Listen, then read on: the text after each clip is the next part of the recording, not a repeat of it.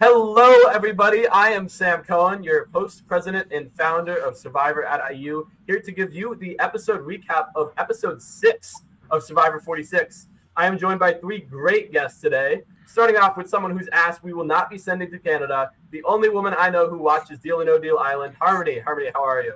Hi, I am good today.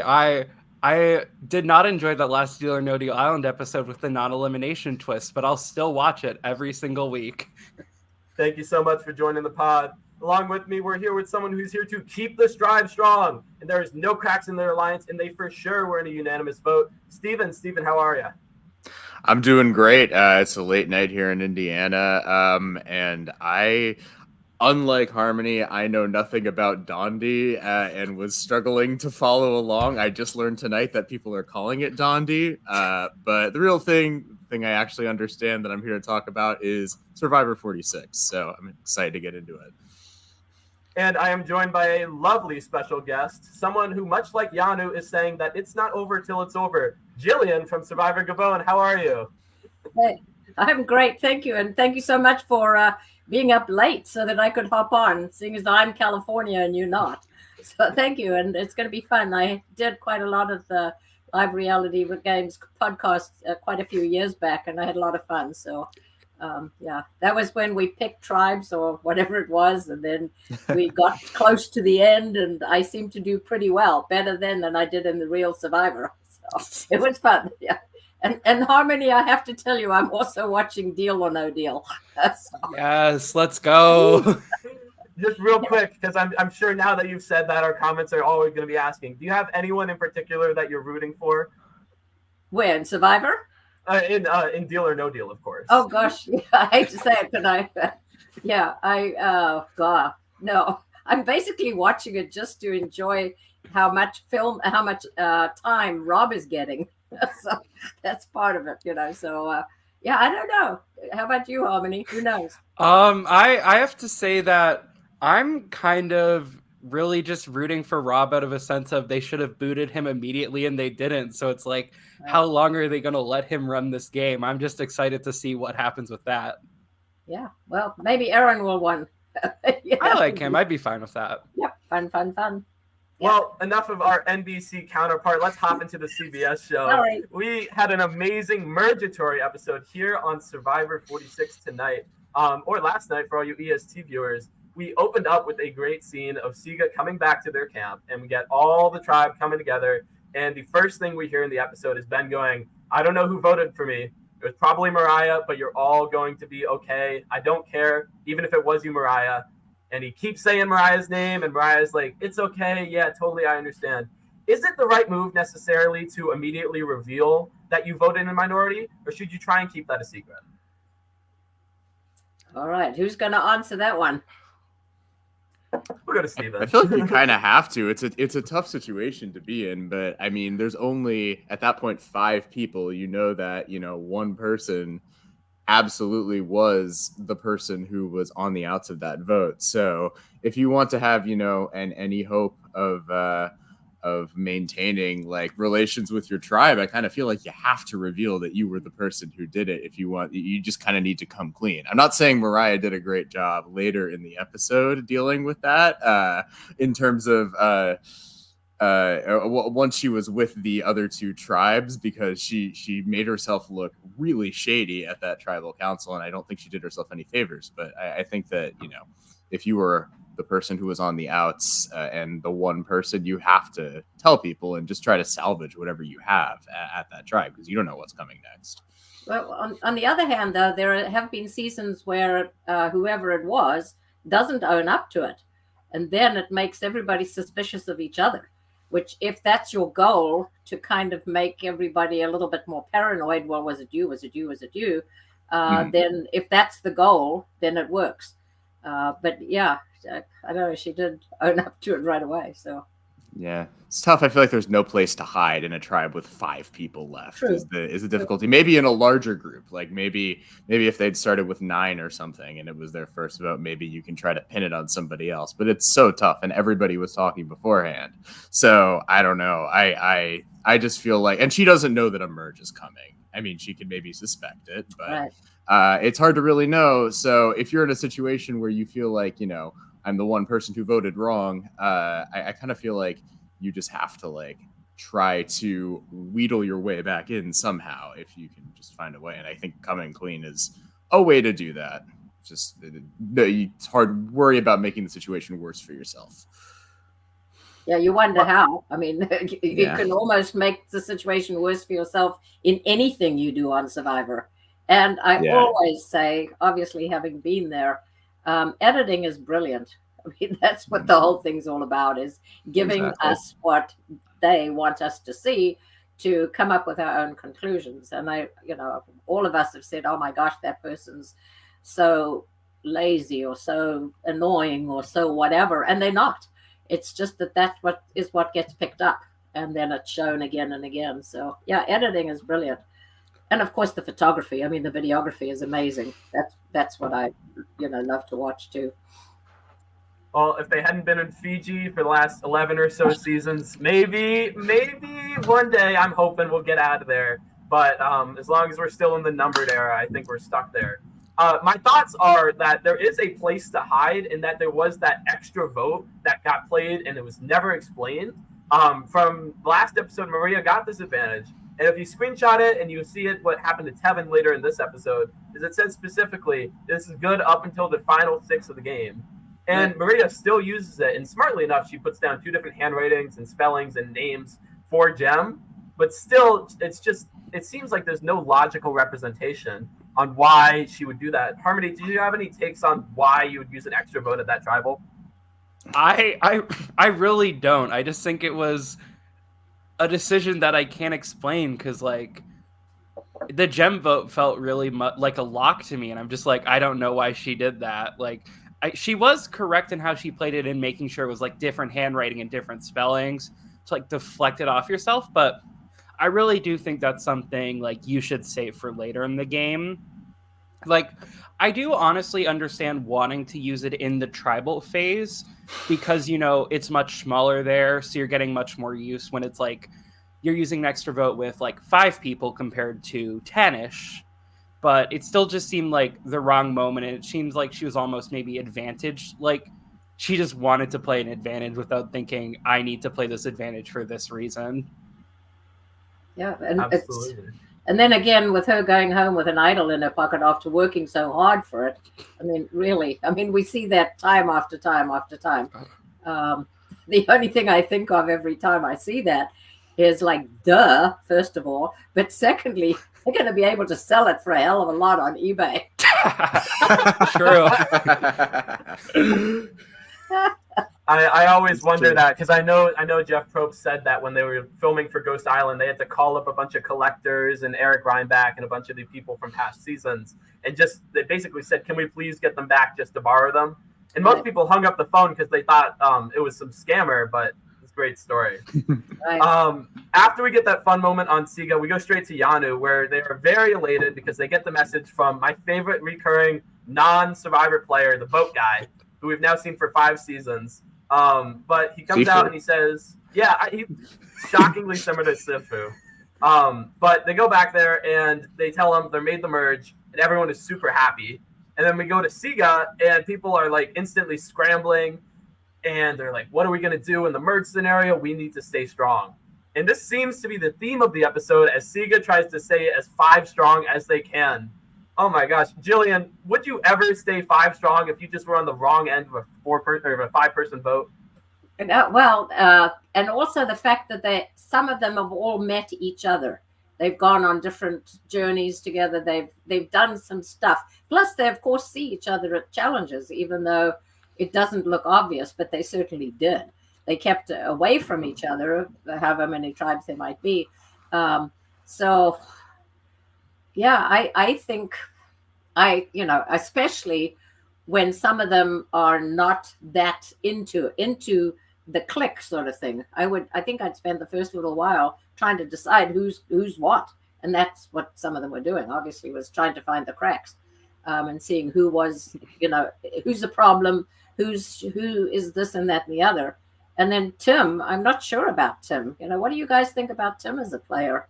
How do you see him? I had some thoughts tonight about him. The fact that he didn't reveal who his tribe, what did they call it, the alliance, the safety person. They were going to pick one, and he didn't even tell her. And yeah. I think different people had different expectations for how serious that alliance really was. And I get the sense that Tim was not really taking it anywhere near as seriously as like a long-term thing as like Q or Hunter or some of the other people who were involved in creating it. So I think it's tough to really know, because you only have that really short time on the journey where you are coming up with this plan, but there's really no, like with an alliance where you're all on the same beach, you have time to reinforce it and, you know, hang out with each other, talk strategy. But like nobody really has, I think, a good sense of how serious the other people are. And I get the sense that that was maybe what happened there with Tim, where he was just sort of like, okay, this is a thing to have in my back pocket, but my loyalty is more towards the larger, you know, the Siga tribe. I think that he was probably maybe a little bit caught off guard by the fact that, you know, that the others seemed to be taking it really seriously as a possible, you know, 6 going forward into the game. Well, so was she. I mean, she was yeah. like, oh yeah, well, clearly she was caught off guard. She didn't even know about it. Yeah. Right. Well, and that's, yeah, it's, he didn't. It was almost like he didn't value that opportunity that the three of them had made. It was like he just discarded that, which I would think in the other people's eyes, it would have been like, what? You didn't value it like we did? You know, we made this essentially this pact, which it really was. I mean, it wasn't like they, you know, pinky swore or whatever. But decide that they were going to do that, and he didn't. Yeah. Mm-hmm. Well, I wanted to ask, because you might have a better insight into this than I. I know your game was 39 and they're playing 26 now, but how is it that all the players know exactly who everyone is and what their background is before they seemingly meet each other? They're all when they were going on the journeys, there's like, I think Q's close with Tiffany, and everyone's just like, yeah, I know exactly who that is, who you're talking about. Did you have any sort of like Bible or reference to know who is who, or was it just picking up after what Jeff wrote said? And again, you know, people always ask me about this, that, and the other, about whatever about Survivor, and a lot of them may be different. So when I say was my experience, it was my experience. No, we really didn't. However, we all know about spoiler sites, and so that's how most of us get to know a little. I had seen Crystal, who, I don't know if you saw my season, and I hope you didn't. I had seen Crystal in casting. We were at the same time at the hotel for the same casting. And then when I got home, I was kind of searching for a few spoiler sites. And I did so much preparation, it was ridiculous. I even went on Google Earth to see the environment, to see where the challenge places were going to be, etc. And I read that there was an Olympic gold medal runner, a gamer, and an old woman. And I thought, well, maybe I'm the old woman. I don't know. Well, I hope there's nobody older than me. I was 61 at the time. And so I knew that about her. And that's actually why I chose her, if you do remember the school, because she was an Olympic runner. And I was 61. I had 3 children, and you guys don't know what that means. But when you're older and you have had children, some of your body doesn't work as well. So I picked her so she could be my counterpart. So yes, I knew about her. And then just the first evening, Kenny was talking about, you know, video games. So I thought, he's the gamer. And otherwise, no, none of us seem to, because we're not allowed to communicate, talk, write messages, even though a lot of people do. But unless they're caught, you know, they get away with it. So no, And no, that's a great insight in the game. Yeah, going back to the 39 and the 26. Yeah. You know, I scroll through some of the fan sites just to get a sense of what people are thinking. And I think the general consensus is that people aren't as happy with it as it used to be. And of course, us from the old school are thinking, yeah, they got it so easy. other than not having food and not having the flint, etc. But yeah, in many ways, it is a lot easier because it's shorter. So people don't have to think, oh my God, I've got to go 39 days here. And I also think they have many more clothes than we did. It seems they've gone through like 3 or 4 different sets of clothes as they hit the merge. I saw Soda in a brand new pink dress, one-piece dress. Yeah, I was like, that almost looks like she's at Ponderosa. Yeah, we were speculating, like, does Soda get voted out in this episode? That looks like she's at the jury. Yeah, like that was such a jury confessional, like if you've ever seen one. Like it was interesting. Yeah. Well, so I think the clothes are the whole thing that kind of get me. And and a lot of people say, well, do you really not get food? No, you don't. And do you really not have bedding? No, you don't. And there's no toiletries, and you go, either aqua dump if you've got that possibility, or it's the bush dump. But it is nothing, and I would presume it's the same now, because I can't see them suddenly saying, other than bring 6 sets of clothes, which I think is the thing. I don't see them changing all of that, because that would be so wrong, and all of us would have to revolt, because that wouldn't be right. Oh, you didn't have it. Yeah. I was going to say, how much clothing did you have, Gillian? Well, there again, I'd really prepared for it, and but for years, I tried for 8 years to get on, because I just felt this mission, which turned into the fundraiser that I ran, raising all that money. But I didn't know that at the time. I just knew I had to get on. So I'd started preparing my clothing, and so I had on. And when you send them some clothes, and they say send us 5 outfits, and then they pick 3 of them. All of mine were pretty much the same. They were cargo pants with extra strings and buckles and zippers and pockets. And then I had a sports bra exercise shirt and another shirt, which Crystal took. And then I looked like this person running around a 61-year-old woman running around in a sports bra with not great support. It wasn't the best thing. But she didn't give me my shirt back. So basically, that was I had underwear. Not a bra, because I had the sports bra. I don't know if this is all too personal for you guys. Amazing insight. Where else would we get this insight? And then I had 2 pairs of shoes, because I had, good, strong shoes, and I had put in extra strong shoelaces in order to do it for a bow drill for fire. And then they give you a pair of tennis shoes, because Crystal had, flip-flops, whatever you call them, little sandally things. And so there's no way they're going to have people do challenges in that sort of footwear. So they give you a set of tennis shoes. Just the one set of clothing. And, we didn't have the ocean to get into. Right. There was the lake. And myself and Randy went in once, but getting out at the dock, there were so many leeches that he just said, I'm not going in there again, because she had to pull all the leeches off. And so I went swimming every day. And basically I was, looking around and whatever else there was to see and do. But the body odor was terrible for our tribe, because there was no washing in the ocean. And so that one set of clothes wasn't the best, but luckily I didn't have to wear them too long, as you know. So. Well, I'll say the one benefit that gotta fix that, but the one benefit that your season had over the other seasons that you may have been placed on was you had these huts that were pre-built for you, right? Well, one of them was 90% pretty much good. It did need some additional palm stuff put up on the roof, and there were no palm trees there. So that, I don't know if it was built for us, or if it was supposed to be like an abandoned African village, which you do see, but I have a feeling it was kind of like a prop. They built it there. One was nothing but bones, and the other one really wasn't much. But the one that we did pick to sleep, because it was the most solid, was there and pretty much ready. Kenny got up on the roof and put some of the extra fronds up at the top.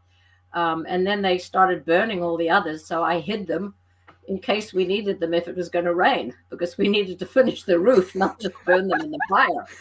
So I hid them in the jungle. And there wasn't much room, because there were, how many on our tribe? 9 or something. Yeah, around Yeah, I that. think so. You put 9 people in there and it's tight. Talk about spooning all the way across the hut. So yeah, but it was. We didn't have to build the shelter.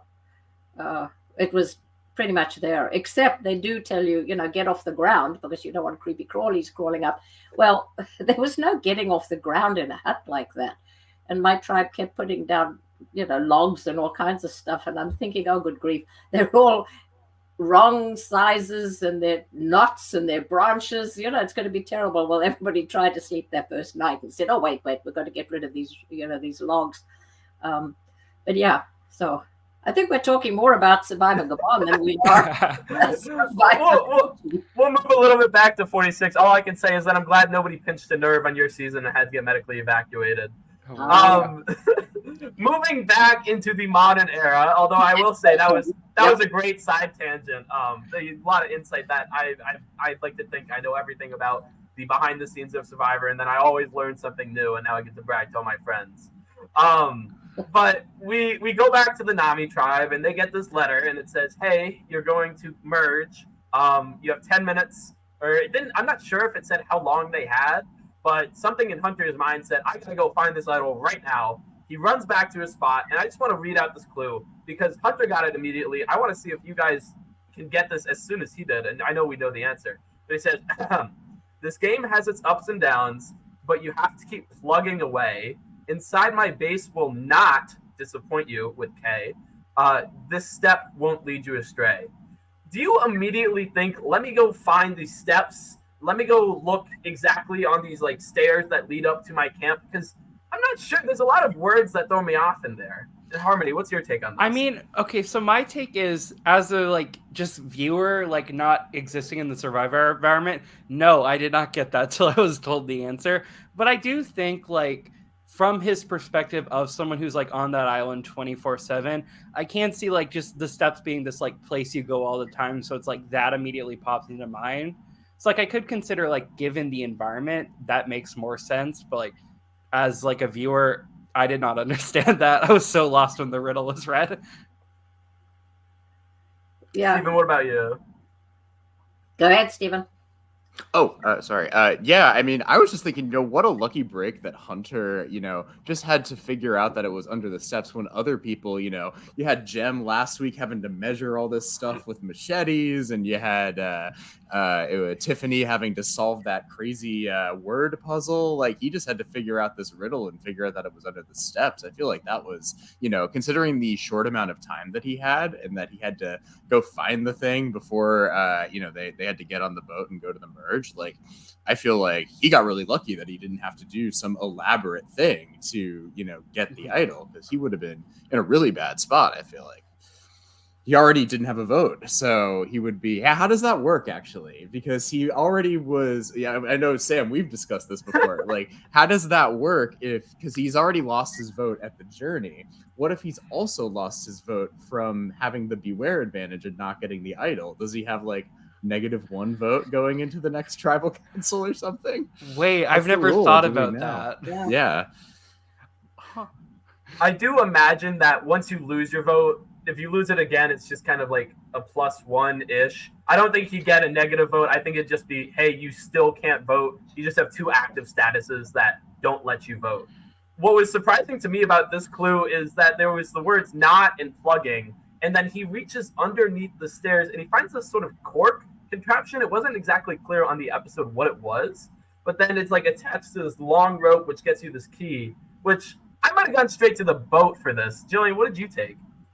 Well, a few things on that. The fact that he'd been living there for a little while, he must have, and he's a sharp player. I mean, he's one of my favorites.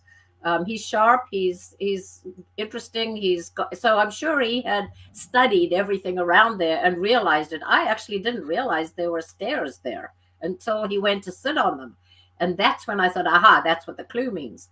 But the other part that struck me is, they had very little time to pack up everything to get on the boat to leave, and here he is running around clearly with a videographer running right behind him. You know, what kind of chaos must that have looked like? And none of the other tribe members apparently didn't say, "Ooh, that looks cool. They're running in that direction," because you as the tribe absolutely see. I mean, I don't know about the others, but I would watch, and I'd clearly watch where production was going.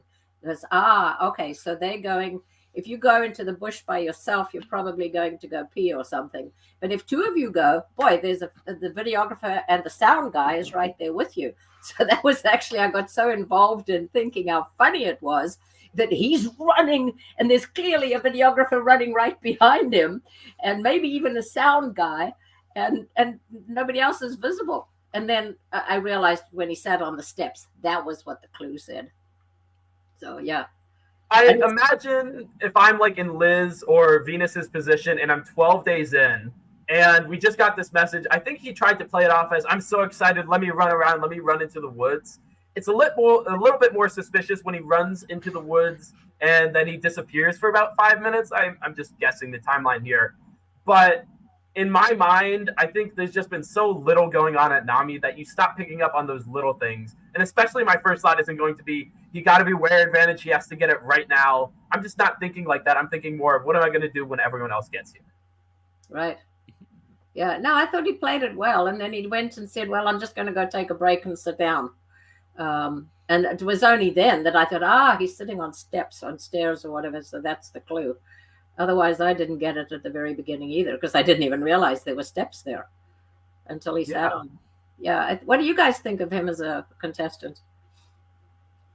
Hunter. I'm very impressed with him so far. I mean, I think it's always going to be to your advantage to get to practice things before you go out and do them. I mean, he's, he is has experience building these challenges, and I bet he had that puzzle that they did in this episode. I bet this is one that he's built before. I just have a hunch about that. But yeah, I mean, I feel like other than not knowing the logos and the order of the seasons, I feel like I haven't seen anything so far in this season that, I think is really a weakness for him. Yeah. So would you guys know the order of the logos if you'd been playing that? Oh, in a heartbeat. We would have we paused it.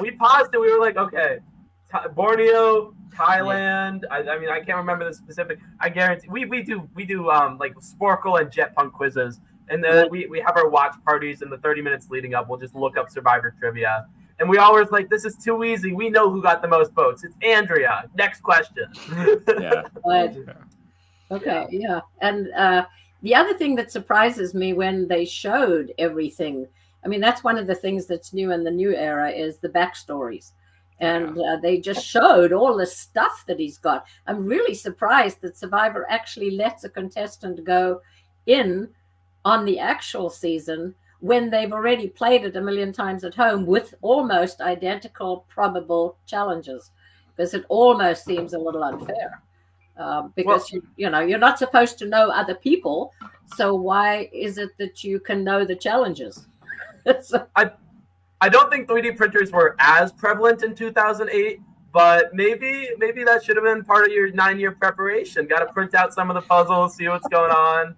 Maybe not getting a giant boulder in your backyard. That's something you couldn't really account for. But if any future Survivor players or Survivor applicants are watching this, take notes. Build the challenges in your backyard. Heck, build every challenge. Get a 500-pound gecko. Yes. Yeah, I actually didn't build anything, but in those years of preparation, what I would do is I would go down to SeaWorld because they had a great cargo net playground. So I would take my grandkids and I'd say, okay, we're going to go to SeaWorld. And the whole reason I wanted to go was to play on the cargo net, to see where's the best place to run up a cargo net. How's the best way to put your footing? Where's it better to hold? I'd also go to the playground and I'd kick the kids off the balance beam. And I would balancing. I would do standing on my one foot. I used to usher. So I ushered one whole Nutcracker, which is a very long ballet. I stood on one leg to see how long I could actually stand on one leg. I must have looked ridiculous because if anybody saw me, they would think maybe I only had one leg. But I did all of that sort of thing in preparation. I wherever I could, I ran around the playground, up and down things, and then down the slide and everything like that, just to get a sense of it. And when I watched Survivor, I studied it. Okay, how would I do that? How would I do that? What could I do differently that would give me an advantage? So no, I didn't build puzzles or anything, but I certainly practiced some of them. And now I look at the challenges, and that's whatever 14 years later or something, and I think, oh my God, I couldn't do that anymore. So I'm not even sure how well I do on a cargo net. Well, it seems like the one thing you can prepare for would be having to push a gold medal athlete up the side of that hill. Not exactly a cargo net, but that was close. It helped out, right? Well, I thought I'd come dead last. I had absolutely no idea that I'd beaten both her and Susie. Had no idea. And that's why she kept telling everybody, got to get rid of her. And so because she was, 31 or something, and I was 61. She probably thought, I don't want her showing me up. Because other people saw, not me. I didn't see it. And yes, I had help too. It was kind of cool with Maddie pushing me up the hill. I mean, that was fun. Anyway. No, but back to the season. We're digressing again. So we have all the players get together on one beach, and after our break, we have a lot of fun conversations with a lot of the characters we'll be getting to know, especially from different tribes meeting together. The big moments that we see at the very start, at least, is that Venus is seemingly going to anybody who will listen and say, hey guys, let me jump ship. I am trying to do my best Jack Sparrow impression and get all the way off this island. I don't want to be anything with my tribe. Please, please, please, can we vote out Tevin? Can we vote out anyone who's not me? On the contrary, though, Tevin is going to everyone else, and it seems like it might not just be Tevin, it might be Hunter and some other people too, saying that Venus is not someone you can trust, someone who has been very snake-like. And for a tribe that didn't go to tribal council at all, this seems like all of the paranoia for the last 12 days has been building up. How do we feel like, is this something that going to tribe pre-merge, or going to a tribal council pre-merge might be something that's good for your tribe?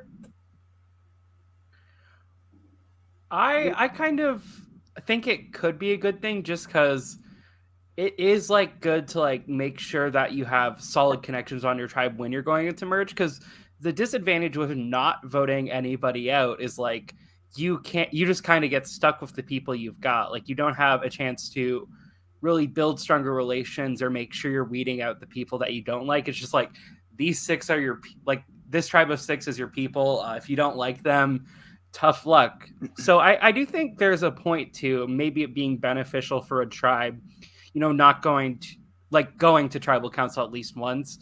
But at the same time, if you never go to tribal council, you can't get voted out pre-merge. So, I wouldn't like to go to tribal council pre-merge. I'd love to have a winning streak. But maybe from that like strategical perspective, if you're trying to like play the strict tribe loyalty game, it might be a good thing. Her name had come up on and off though. This was all the time, this episode, but her name had been thrown out before amongst who the tribe was, and maybe even talked about in, I don't know if somebody at the Journey mentioned something. Well, of course, Banu told everything to everything. I mean, it's like... If we had Banu at Mergatory, man, the producers wouldn't know how good of TV they'd have on their hands. Yeah, so I know that your name had popped up before. It wasn't like it was all of a sudden. Yeah. Well, going into this episode, the one thing I was most excited for wasn't the Mergatory vote. It wasn't even that half the people were safe or half +1, and that some people weren't safe and some people lost their votes. I don't think anyone was really excited for that. But what I was really looking forward to was this Exile Alliance. We sort of touched on it earlier. I was pretty confident going into it because they foreshadowed it, and then they kept repeating it at every tribe. And did anyone else think that the Exile Alliance of Tim, Q, and Hunter plus the +1s was going to work? Or was I just delusional this whole time? I mean, anybody? The thing with like Exile Alliances is they're hard to pull off because they're just so inherently based on like you are meeting this person for like a very short period of time and you're just trying to like build all that trust in that time. So I do think it's something where it's like possible it could work. And if you can pull it off, I think it's certainly a great move for everybody involved's game, but it's just difficult because like you're putting all this trust in plan building into such a short amount of time. And then you spend so much time separated from the people you built it with, just like doing other things, talking to other people. So I think it's one of those things where it's like great idea in theory, just really hard to actually do. Well, of course. Yeah, and like so much of building an alliance is about like building a bond that's outside of Survivor and just, relating to the people that you're in an alliance with. And, part of it is wanting to go to the end of the game with people who you're friends with. And if you only get to meet them for however long the journey lasts, you just inherently aren't going to have that bond that you would have with people that you've spent 12 days surviving with. So I from the start was sort of skeptical about the ability, especially a huge alliance like that. Six people is a really big alliance for Survivor. So just it feels like a Big Brother alliance to me, kind of like one of those big like day one alliances that forms on Big Brother. So yeah, it sort of felt like a very far-fetched thing to me, and I'm not really surprised that not everyone seems to be on the same page with that. And then how basically when they're all then together, how's the chemistry going to work? And that's the thing, now that it's a whole different dynamic because there are more people in there, but also, Survivor, it's the alliance of the minute. If you think anything differently, forget it, because it really is an alliance of the minute. And some do go a long way. We've seen that in several of the seasons. Those alliances. I think a little bit more than 7, but yeah, you get the idea. Yeah. And it's like what Maria said, like Tim was like, oh, Maria is my number one person. But, Maria wasn't there when that agreement was made. And he's just kind of assuming that they have a bond that they didn't necessarily have. Whereas Maria has spent, 12 days bonding more with Charlie and says Charlie is her number one. So like, I think that it was kind of trying to cobble together an alliance with all these sort of spare parts that don't necessarily fit naturally together. Mm-hmm. It's just who happened to be there, and by circumstance, it's not organic in the same way. Yeah. And that was my thought about Tim. I mean, it was like the other two seemed to be a smarter mix. They seemed to mesh more as that alliance, but it was like, Tim and Maria, you hardly ever, of course, you got to remember about editing, you hadn't seen them together much or whatever. And how did he pick that? And of course, she didn't know anyway. It was like, well, this alliance led to what I think was like the worst move of like almost this first half of the season so far. Hugh goes to Maria and says, hey, I just want you to know me, Tim, Hunter, and Tiffany are all in this mega alliance, and Kevin. Did Tim tell you about this? And then she's like, no. And then she was like, oh, okay. Well, do you want to do that? And she's almost forced to say yes, because if she doesn't, then she becomes the immediate enemy of the alliance. Right. Did anyone else see this as something that was sort of an underrated bad move this episode? Well, I thought so. And I thought, basically that's why I was asking what you guys thought of Tim. I thought it was like, what? Duh. He's not playing it very well. And again, it's Survivor, and we see what we're given. Well, we get a fun scene after this where Q has to sit in on the lovely Siga tribe, who I'm sure is much less annoying than they appear on screen to him. But they get to talk about their favorite Trader Joe's chips, Ben having a psychic grandma, and Tim's kids loving to swim. Hopefully, I'm praying that this is a D's toe type foreshadowing, where eventually he comes out and he wins some swimming immunity challenge. But that's me being delusional for my draft. Q does go on to say about how he thinks the Siga tribe is a huge facade and how they are all faking being together. And I think this will come up more later in this podcast. But I cannot understand why all 5 of them are saying we have to stay strong and tell nobody there's cracks, tell nobody there's this. Is it the right move for Mo to flip? And this is before the challenge. Should Mo just come out and say, I flipped, I had the vote wrong, let me make amends? Yeah. Yep. I definitely think that was a huge mistake of Mo. I mean, if once you're in that situation and you know that, you know, you have this opportunity and that you're at the bottom of your tribe, I feel like you need to sort of start saying, because people are looking for cracks, you need to start saying, hey, I'm the one who's on the other side of the crack. I'm a person. I'm a free agent. My tribe doesn't like me. I voted against my tribe. So if you want to use me for something, pull me into, you know, your group. There's 2 other groups here that are looking to do something.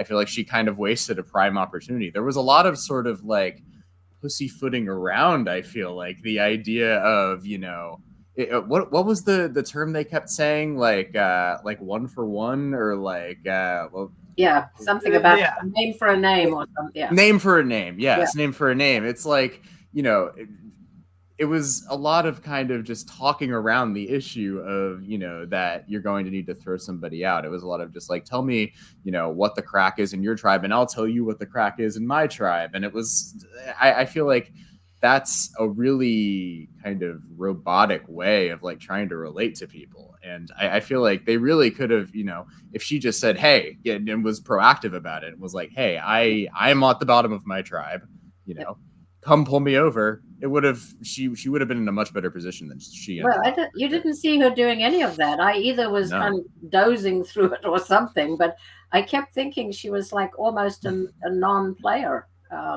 except for her big talk at tribal council. But she, I mean, on the other hand, Venus was the one who was scurrying everywhere talking to everybody. So, I mean, she was like doing that, and then Mo wasn't doing much at all that we saw. And but again, the name for a name and the crack and who's the crack on which team, and a tribe, the whole thing that I kept thinking was, it all depends. You know, maybe it was a crack because of some sort of a personality thing, you know, that was just in that, you know, that chemistry with those people, and may not necessarily be a crack, but that person thinks it's a crack, but was it really? I mean, I wouldn't really, I'd wait and just assess these people myself. Than expect, otherwise you hear from somebody, oh, they're a crack, you know, they're the crack in here, and they, you know, they're not part of it or whatever. But then you get into the group and you think, wait, looking around, you think, wait, that looks different to me. Because that other person thought differently. I was just surprised Venus didn't go tonight. I mean, it was clearly going to be her or Mo, but I was actually more convinced that it was Venus going, but I don't want to get too ahead of it. We get this fun scene where Q grills Mariah and goes, hey, your tribe was unanimous, right? Like, you're sure? It was like, when I say unanimous, it's like 5-1. Like, everyone voted Gem except her. And she keeps lying and lying, which we later learned was the worst move. But the one thing I took away from this, besides that, was that she said her favorite player was Aubrey Bracco. It seems to be the only thing that Q took away from this, because we get a confessional later in the episode where he goes, she said Aubrey is my favorite player. That's a smart player. They're too strategic. We have to take them out.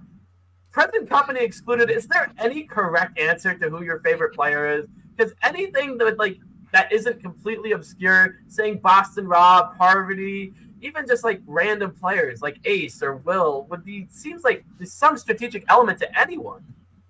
Well, I think the correct answer is objectively Gillian Flynn from Survivor Gabon. Yeah. Thank you. Then they'll say, oh, good, you know, it's fine. Thank you. Wow, Harmony pulled up a very obscure character. They're a super fan. We have to get them out. No intended. Gillian obscure? No. Well, other than elephant dung, I wasn't there. Exactly. That's my sole metric of how I judge Survivor players, is how much they know about elephant dung. And you're number one on that. Exactly. No, I'm not going to go there. We're talking about this season, not mine. But I can tell you a million stories about elephant dung and other things. A million stories just about elephant dung. There's a lot of stories about elephant dung. So we go into the challenge, and as we're going into this, we get the long 30-second pan shot, which is definitely not them trying to compensate for the 90-minute episodes. Oh, definitely not. Not at all. But mentally, I'm like, okay, who's at risk? Tim is definitely the one that I think is like most likely to go home here, just because he's gotten, I think, 6 confessionals in this section so far, and previously we'd only heard from him in episode 1. I can pull this up actually. Yeah, these are the stats for past confessionals. But if you look, Tim is very much a non-factor in the pre-merge, and the fact that we're hearing his voice not only just talk, but talk about what strategic moves he's making and how he's planning to move into the merge with his allies. I'm like, this guy is going home. We heard his backstory, and he taking his kids to the pool. This is his last episode. But we get to these swaps teams, and we pick the rocks, and it pulls up. And what I might describe as the most lopsided swap that I've ever seen, if you can even call this a swap, is anyone doubting for a second that the purple team is going to take it away? God, Orange team got so screwed here. Like, this was just they should have repulled it. This was so unfair. The amount that they built this up, they couldn't repull it because they'd be liable for the gaming. I mean, I know they like can't do it, but like in an ideal world. I don't get why they don't go back to the schoolyard pick for well, that was bad for me too. No, yeah, well, that's true. Yeah, it's not good for everybody, but like I do feel like we had if I recall, a really lopsided draw for Mergatory in 45 as well, didn't we? Like, I feel like this has happened pretty frequently where you have just a stacked side and then a side that is not.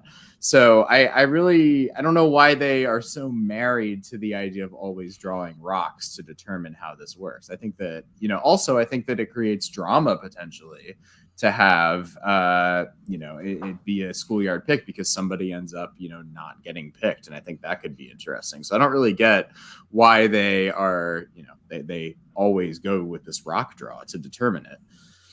Yeah, but think about how that played out. I mean, all of us were like, oh my God, especially when they started talking about how short they were. I mean, it was like, okay, that's good to hear. It was obvious. You don't have to tell us, there you are and there they are. But they were leading in the beginning, the poor orange group, the short group. They were leading to begin with because there was less of it to go under the net. So that was obvious. I mean, there wasn't this bigger body to get under that net. So clearly they were leading. And then, I mean, they really caught up. And I one of the parts I loved about that challenge was, you see that big ball and they're all short. Now, how are they going to get over with slippery mud bodies? And the ball is all slippery. And I thought it was brilliant. I loved that crazy body there. Thank you. That crazy body. I mean, it almost looks like I don't know what it looks like. But that was so amazing that they got everybody up over that ball by doing that. Look how they're doing it. I mean, if you look at I regret not zooming in, but if you look at it, Soda is completely blindfolded by her shirt and can't see anything. I'm very impressed with the move Charlie did, trying to bounce off it almost, and it ends up working and pulling the tribe into what almost was a winning challenge performance. Yeah. I mean, that's an Oscar move right there. They need an Oscar for that. Put it right up there with Hunter jumping over the log in the episode 3, I believe. One thing I really enjoyed, that was a small change about this, which I don't believe I've seen before in Survivor, was that everyone on the tribe had to compete in some form on the puzzle. I think this is some sort of a response to how Hunter, Carson, and a lot of the past players have been practicing and 3D printing the puzzles. Because if you put Hunter on that puzzle, he is instantly solving it. There is no chance in the world. And you might be wondering, it's because he has it in his backyard. Knew it. Yep, right. Yep. It's not the exact same, but it is eerily similar in shape and size. So imagine with the way that he was placing the blocks, he put the triangle block upside down in the corner before he even looked at it. It seemed like he had done this in some form before. Well, I'm sure he did. He probably had that one in the backyard. Yeah, that was the other thing. I mean, all the short people, they had to go high to put the last blocks in. That, it was way up there for them. And there were 2 boxes underneath that they could have pulled over to stand on if they needed it. But I mean, that was a huge disadvantage as well. But yeah, look how much we've talked about that. The fact that they were like this, one high, one low. I mean, it was an interesting dynamic. Yeah.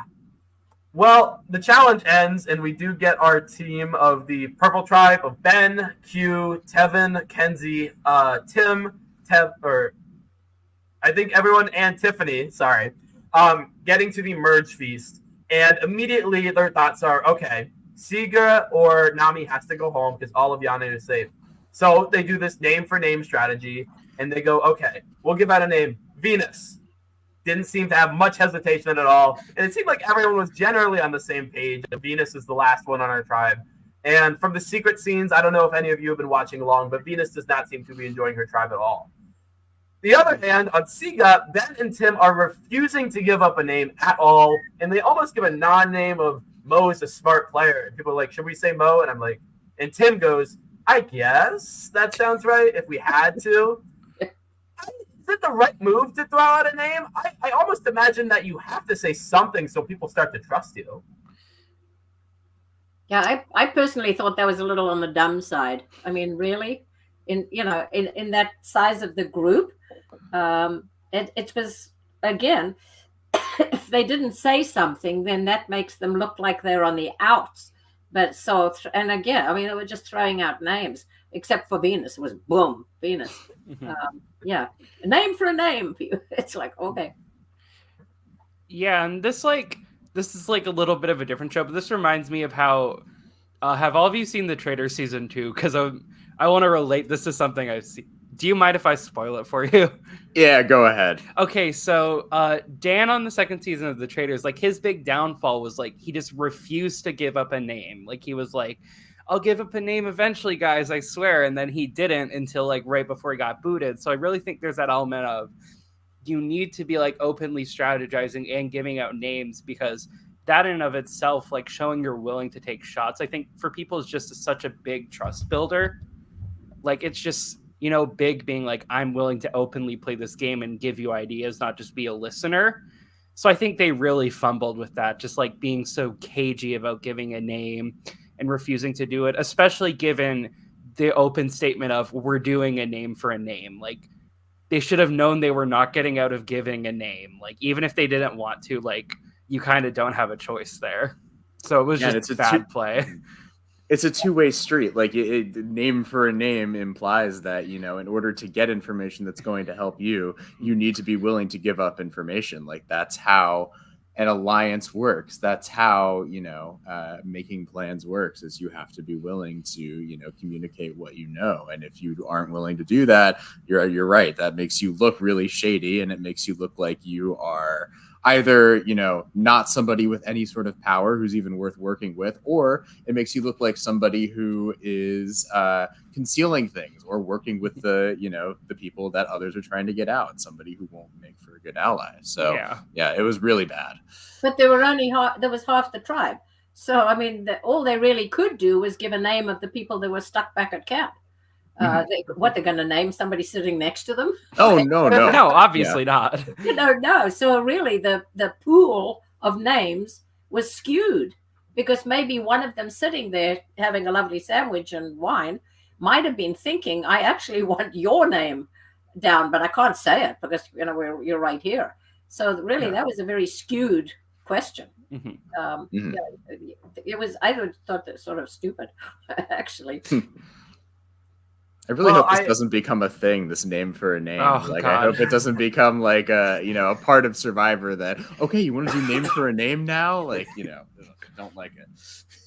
Just because someone was talking about it earlier, I don't have the exact, I won't go through everyone's name of who won the Mergatory twist, but I will say of the 3 times that the players have had the opportunities to bet on who would win, they've gotten it right 100% of the time.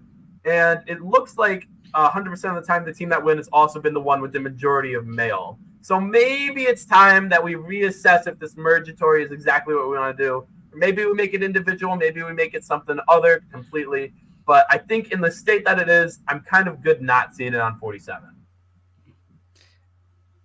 Yeah, for me, it's just like this twist that, like, honestly, I think it was fun when it was first used. If we're just like pretending that the hourglass stuff never existed, that we're just gonna block that out of our memory. But I thought it was fun, but it's like we've just been doing it for 6 seasons straight, and it's been like the same thing that all the time. And I'm like, I just want something different. Like I don't inherently hate the idea of earning the merge, but it's like I think you could do different things with that, and I'd love to see them explore new ways to sort of incorporate that, like earn the merge.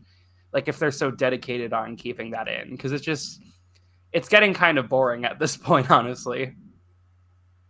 Yeah, I listened to the RHEP episode about this episode, and Evie was on there, and they were talking about how it would have actually, we all hate the hourglass, and we all talk about it as the worst twist of all time. But actually, if an hourglass had happened tonight, we probably would have been pretty excited because it would have been a lot of the really powerful players rather than sort of the underdogs that were in danger tonight. And I think that it probably could have ended up a bit more fun if we had an hourglass. So, Well, we had a lot of really powerful players and the SIGA members on that winning team. Just want to point that out there. But no, it would have been a very fun alternate reality. So if any of you Russell Muscle, Eat the Animal viewers are out there, there's your next video idea. What happens if the Earn the Merge didn't exist? But so after we get this fun merge feast segment, we go back to the tribe, and they're talking, and basically it comes down to Mo versus Venus. In what is, I consider, a good and a bad move, we get this confessional of Venus going, I can't believe Q said that it's me or Mo. I don't like that. I'm going to flip it. So she flips the vote onto Charlie, and her reasoning is actually, it's more thought out than it appears. And she goes, if they consider Mo to be the bottom of their group, Mo is weak and we want to keep her in. Let's all vote for Charlie, who's likable. In my mind, that is great logic. The only place it fails is that you have about 3 hours until tribal council, so you don't have enough time to flip everyone against someone who is likable. How did you take this? Was it overplaying? Was it not enough? Was it just wrong time, wrong place? What do you think, Gillian? Well, they were clearly wanting to get rid of one of the guys. And Charlie is very likable and fun, but he isn't hugely visibly strong in challenges. He's not super, other than knowing every piece of music the world has ever seen, or whatever, titles or whatever. In my mind, I haven't seen him doing anything specifically big, talking to people about anything strategic. So in my mind, he was maybe the weakest of the guys, even though in Survivor, you want to get rid of the strongest of the guys, which is why some of the absolute, what we all think as viewers should be the winner, they never are. Very seldom are they, because they seen as a threat and they booted. But yeah, I think that's the thing. They just wanted to get rid of a guy, so pick the one that's maybe not going to be that mad. I mean, basically, he's not going to throw the hourglass and break it or do things or whatever like that. So, I think that's why they picked him, because he's. I don't want to use the word bland. He's really cute and he's nice, and whatever. But he hasn't been a huge player in my mind. Yes. I'm sure that all of the Swifties will be directing their hate to the Gabon IMDb ratings for now.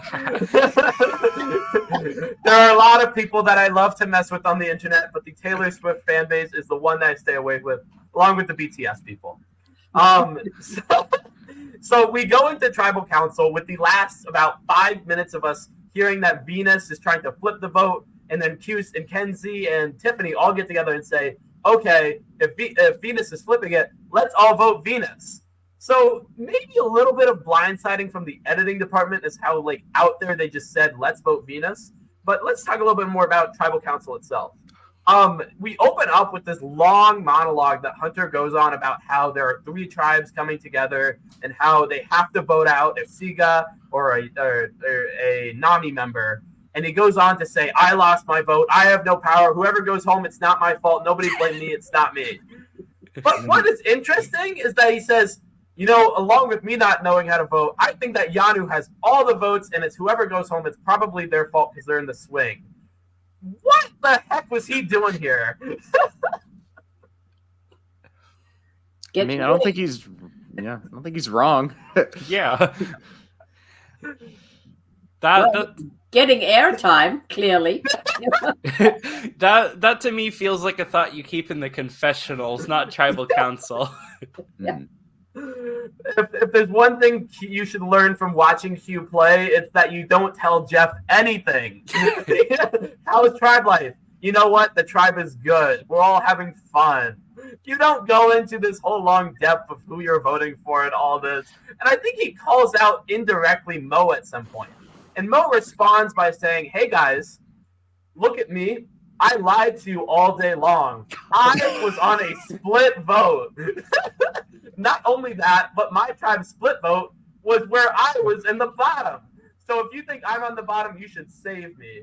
Now, I looked at Steven during my watch party and I said, please, Q or Mo, get up and make this a live tribal. Because if you don't, you just sunk your ship. There's no way to tank your game harder than admitting to lying all day. And Q immediately calls her down. Is this just like, is this a day too late? Is this 3 hours too late? Should she have never said this? Is there any benefit right now to saying this? Yeah, I that's what I was thinking, is why is she fessing up like this? I mean, it's at this stage, it wasn't to save herself.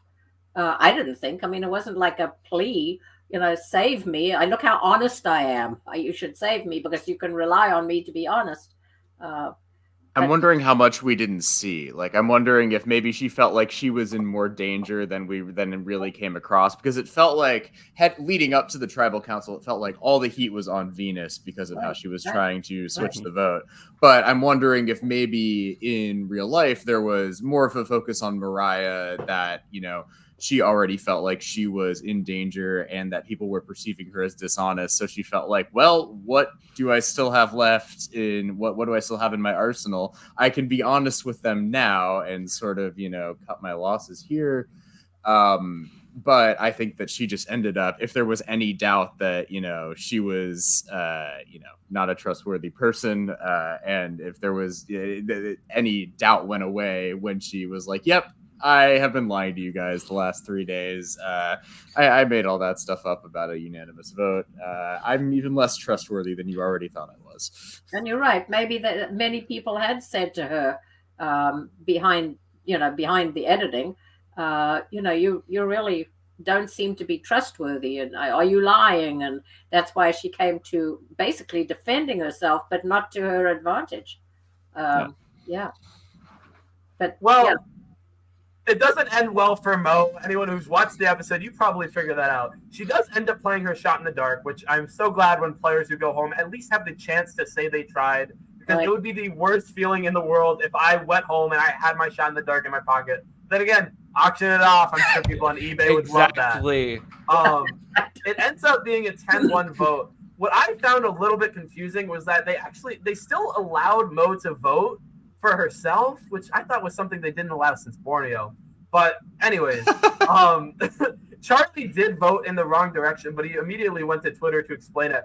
It made a lot of sense to me in that he didn't want sort of a Caleb from last season's situation, even though he didn't watch it, where if she did play the shot in the dark, then it correctly plays and they could possibly revote. And on a revote, I do think it is between Charlie and Venus with a sort of Charlie downside. What do you think happens on a revote? Oh boy! If there had been a revote, are you saying? If the shot in the dark worked, right? Yeah. So yeah. Well, there were a lot of people, and Hunter didn't have a vote, so that took out one, and then she had two. Is it who has 2 votes? But it's only Tevin with an extra one right now. There was somebody else that read a thing, and it was just him. Yeah. Okay. Yeah, I don't know. I think revotes are always challenging. And again, there's only ever been one time when the shot in the dark is good. Unless you guys know differently, because you sure know a hell of a lot more than I do. There was a second time, and I believe in the first episode of Survivor 44, Jamie played it, and it worked as a safe, but it didn't cancel any votes, so it didn't matter entirely. Okay. I think it would have been Charlie had they revoted, because I think they were definitely going to vote out a person from Siga. I mean, it could have come around to Venus, because I don't know how much of it is the group decision of the 6 that would have affected things, or because that's people from all 3 of the tribes. So maybe that being the other option, that ends up being what carries the day. But I have a feeling there's just numerically, there's more Nami left in the game than Siga. So I would imagine that it probably ends up leaning towards a Siga. But ultimately, you have to deal with what the Yanu people want. And they I think, have the power to, I mean, we haven't really talked about this, but I feel like this is really a validation again of the idea of having a small tribe that loses a lot at the beginning, because they were really in a powerful position tonight. We've seen that at a few points in Survivor history where it didn't really happen last season with Lulu, but it's happened at a lot of other points where the tribe that loses a bunch at the beginning ends up in a perfect spot between the two larger groups. So I think it would have been up to them probably. Yeah, and the bonding that is between the three of them is absolutely amazing because of the whole circumstances. I mean, you're constantly losing, and that just makes you even closer. Yeah, and want to protect the three of you. They are super bonded, and I'm glad that they have at least one as a tribe. That one challenge they did win. Yeah. Well, that was a great recap of this episode. However, there was an awesome preview to the next one. We got to see that we had sort of a conversation between Tiffany and Kenzie talking about Q possibly being in trouble and saying that Q is not running the show anymore, along with previewing a special double tribal council in which they will go back into their split tribes of 6, robbing us of the awesome final 12 vote. And it looked like, from my perspective, that they're going to be playing the Sea Legs Bermuda Triangle Challenge, where they got to balance on these pyramids in the ocean. Does anyone have any thoughts just in general about how the split tribes twist is going, and do they like it or not? I'm not a fan. I'm not really a fan. I really dislike that. I mean, some of the most exciting votes in Survivor are some of these ones that have large groups of people and all of these different large blocks having to, hash it out. And I feel like we've really lost that in these new era seasons where I feel like we already start with small tribes. We already start with tribes of 6 every single time now. And I feel like we lose a lot of these at the merge. We lose a lot of these larger votes because they slice it up into, mergatory and then this. I think the last few seasons they've done it at 12 where they break off into 2 groups of 6. And I just feel like that's an aspect of Survivor that, has really kind of receded a lot in recent years, is these, these votes where there are giant groups of people and all of these, different interests colliding. And I feel like it's, I miss it. I would like some variety, and I would like to, maybe have a 12-person vote again at some point. Yeah, I mean, for me, my thing is I do think these split group votes are cool in concept. I liked them the first couple times they were done, but the mergatory, it's just become this thing where they do it every season after every season, and I'm I want to see something different. It's getting kind of boring and annoying. That's just the same twist every time. Especially like you were saying, it does rob us of those big votes that can be really exciting and really great television. When oftentimes I feel like these split tribe votes, honestly, sometimes they're just not the most interesting because it just ends up splitting in a way where it's 5 people against 1 and it's clear who's going home. Yeah. All right. We have one last thing to do, or kind of 2, before we wrap up this podcast. As you may know, the Survivor LRG podcast had a very special draft before the first episode where me, Snyder, Dustin, and DB all got to go through and pick some of our favorites who we thought were going to do well. If you look at this, I'm actually doing quite well in the draft. I'm happy with how it's going. But as our special guest, be not influenced by who is present. I would like, if we could go through as a group of you three, go through and decide 2 people who you think should get the MVP awards for this episode. Oh, God. Oh. Wow. Okay. For just this episode. For just this episode. I think Hunter had a really good episode. He found the idol. He got his vote back. He was he won the he won the puzzle. He was pretty central to the strategy. I think Hunter is definitely in the conversation for MVP, as he always is every single week, because he's the greatest human being who ever lived.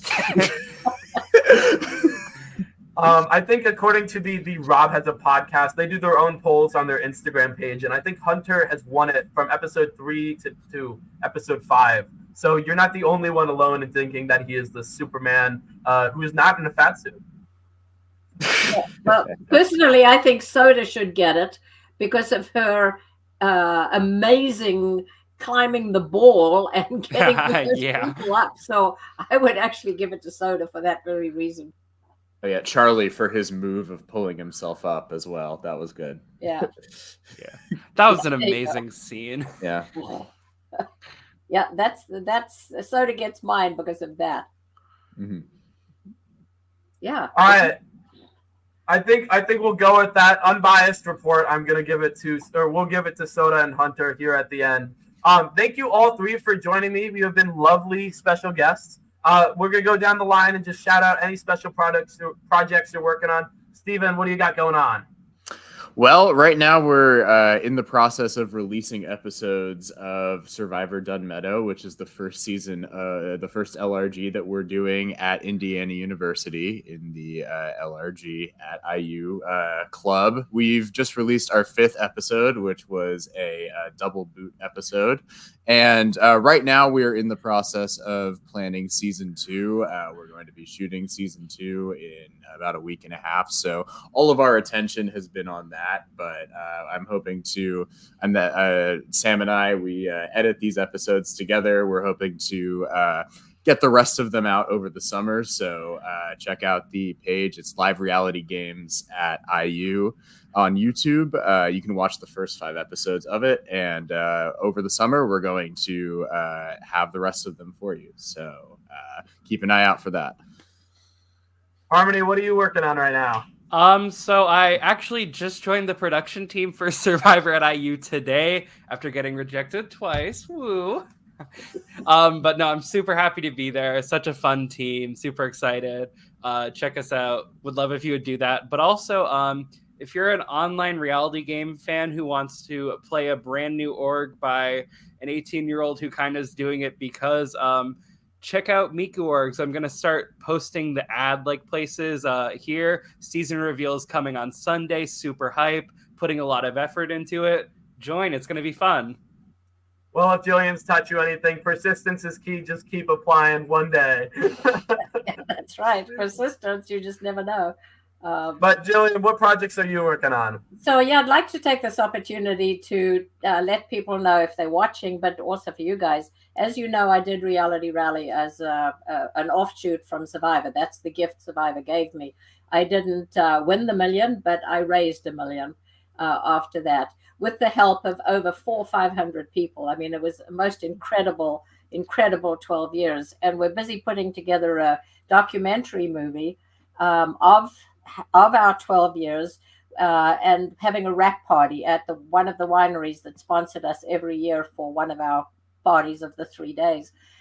So watch my Facebook. We're not releasing the movie until we've shown it at the wrap party, but it'll actually be a documentary that's about an hour and 15 minutes or so. It'll be longer than a short and shorter than a long. And so, and it's what it's for is to thank literally 400 or 500 people.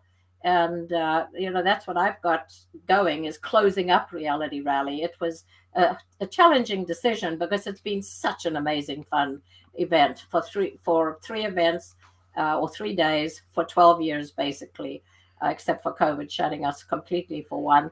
But it's been absolutely amazing. And I didn't know you guys before. I got it. Oh, I shouldn't use the word guys. We're not supposed to use that word anymore. Card's not listening. It's all good. So anyway, so that's what I'm working on right now. But keep an eye on my Facebook. If you're not friends with me, you can still see it. But we'll be putting it on YouTube after the wrap party.